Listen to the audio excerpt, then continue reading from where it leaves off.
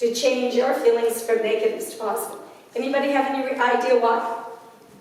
Because you're in a conscious thought process and you're controlling your thinking. Absolutely. So what meditation does is it gives that conscious part of the brain a moment before the subjective jumps in. And the subjective mind, this mind that doesn't think, tries to jump in with an answer like, I didn't really want to go to that movie tonight, it kind of sucked. And saying it, the conscious mind has this little buffer where it can say, oh no, that's not what I choose to say. That's not how I choose to look at this situation. It stops and says, you know what? That movie really wasn't my cup of tea, but there's a reason I saw it, and it'll come to me later and I'll be grateful for it. That's what meditation gives you. So when I speak about doing meditation, I know when a lot of people come to me as a practitioner, I beg them to meditate. Because even if you do a 10-minute guided meditation a day, it is amazing how much of a buffer it gives. It also can drop your heart rate by an incredible amount. And I've got proof of that if anyone wants to see. So also writing. So they did a study where they had people write a positive experience. They had to write positive experiences for 3 days.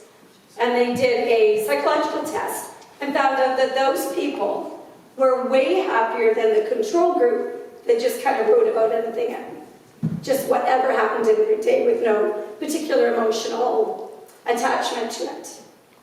So after 3 weeks, they retested them. The people that had written for 3 days about happy experiences were still 30% happier than the people that just generally wrote.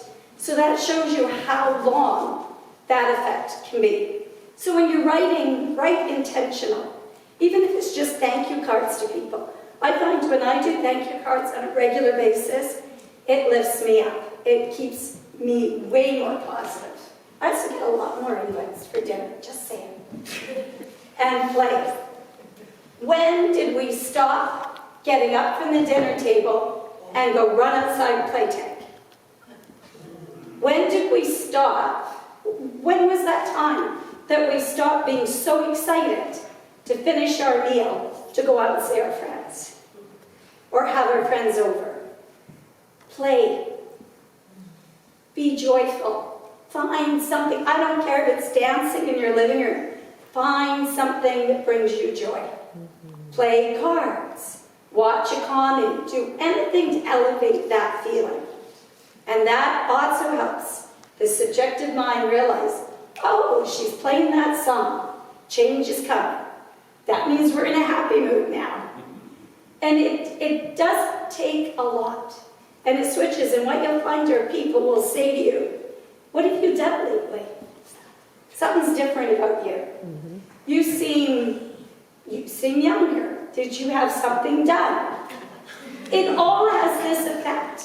Because you can't have that much joy, that much happiness on the inside without it absolutely radiating out through the eyes and the face and your being. So pay attention to what energy you're bringing in. Can I hear 114001? Sleeping in a tent when it is raining. Yes. 114,002. Movie popcorn. 114,003. Putting on an old pair of pants and finding the waist is too big. 114,004. Skinny dipping by myself under a full moon. Yes. So, what I'm asking is if you've got something you really want, you got something you've been longing for, a love, losing 10 pounds, going on a trip, the job of your dreams, this is where you start. Start with the happiness. Start with the joy. Be grateful for where you are right now. Be grateful that you're in this community of people that know what you're trying to do and will not question your optimistic viewpoint. I mean, we even have a band named Optimistic. Come on, what more can we do for you? closing, I would just like to know for all of us that joy is ours, that positive thinking is ours, that optimism is our way of being. I'm so grateful for this. I'm so grateful for this teaching. And so it is.